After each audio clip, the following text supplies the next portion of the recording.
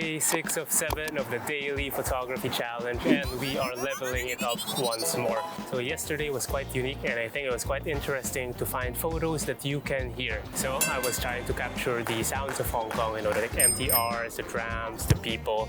But today we're making things harder, and I mean really hard. We're doing blind shooting. The rules for today, fairly simple. I just need to turn off the LCD screen of my camera, and I need to resist all temptation to use the viewfinder to compose the photos.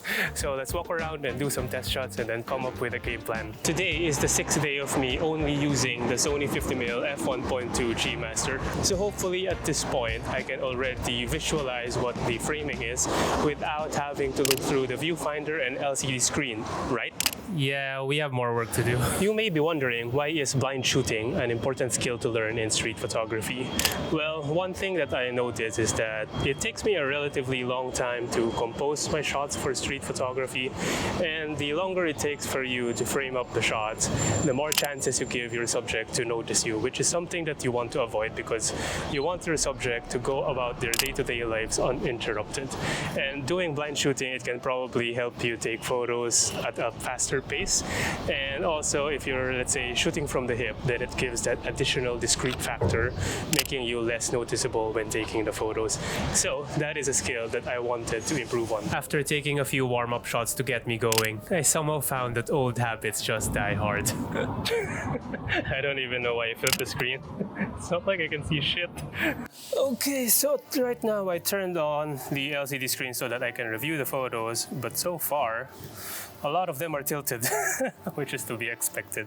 It's hard to keep the composition straight. But another thing that I noticed is that sometimes the focus is on the wrong spot. Maybe because if it's a street scene, then it's going to be quite busy, and then the camera might still be focusing on the wrong things. But a way to overcome that is to increase the aperture so that you'll have a wider depth of field, so that a lot of the things within the frame will still be sharp and in focus. I can also set the shutter speed to around 1/125th of a second so that I can avoid a little bit of motion blur. The downside, I'm putting myself on auto ISO. Some of the shots will end up to be around ISO 2500, so that's a trade-off. But if I want acceptably sharp images, then that's something that I need to live with. It's a public holiday, so I'm currently strolling around the Chongsha 1 district around the park, and there's a lot of people just resting over here. So I wanted to capture the slow public holiday vibe, and then later we're going to be transferring to the Sham Shui Po district, which is a lot more vibrant, a lot more happening, because it's a place where you can literally find anything from electronics, textiles, beads, fabric. So camera store over here, I just have to take a photo, and the store owner is just right in the middle of the framing. I think it's quite a pleasing frame to capture. After a few attempts shooting from the hip, I can say that it's a difficult technique to learn.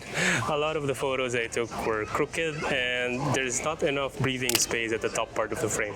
So I think I'm not tilting the camera enough upwards, and I'm cutting off a significant amount of space. So I need to practice a bit more, take a few frames until I get the hang of it. It's a good thing that I chose this district to explore today, because as I mentioned in day 2 and 3, if you don't have the very good lighting, then you can always turn to colors to have interesting elements within your frame. And Sham Shui Po is an explosion of colors.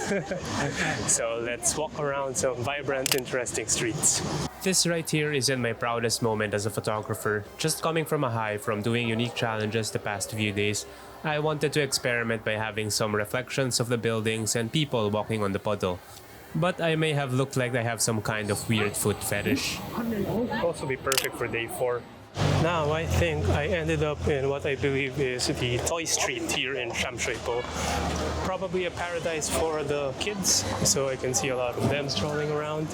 And for photography, the toys surrounding the entrance of the shops make for a good frame of frame.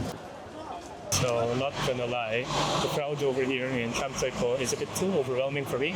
So to take a break, there is a spot that I wanted to check out and share with all of you. But for that, we need to climb some stairs. Let's go. Blind shooting for an entire day made me think about how reliant I've become with modern cameras in taking photos, and some more skills I haven't thought about before. The more you know, the more you realize that you don't know after all. Today's challenge may have been more interesting if this lens had a focus distance and depth of field on the physical body of the lens, because I noticed that a lot of the shots, the autofocus just gets confused. But I've never really used a manual lens before. I've been pretty much spoon-fed by Sony's autofocus system. So that's probably another challenge idea for a different video. But yeah, right now I am at the Garden Hill viewing point, and it just overlooks the entire Sham Shui Po district, and then I can see ICC over there. Very moody sky and backlighting. So I thought it would be a nice view and take a break from the very busy crowds a while ago. For this shot, you can see that there's a very long road leading all the way to the open sea at the back. Pretty impressive frame. Would be nice with a bit more color, but I'll take what I can get. I think I've already fulfilled today's challenge requirements, and I'm going to rest early because I still need to edit the previous day photos. But hopefully you still enjoyed, and I'll see you tomorrow, finally the last day. Thanks for watching.